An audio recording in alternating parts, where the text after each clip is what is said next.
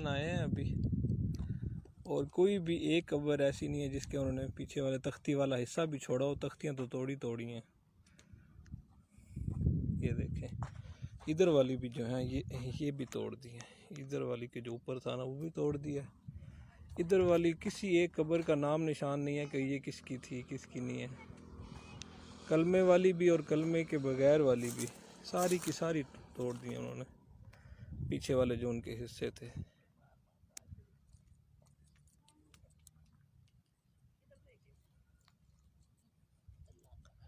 ये मेरे ख्याल में ये भाई खालिद की थी।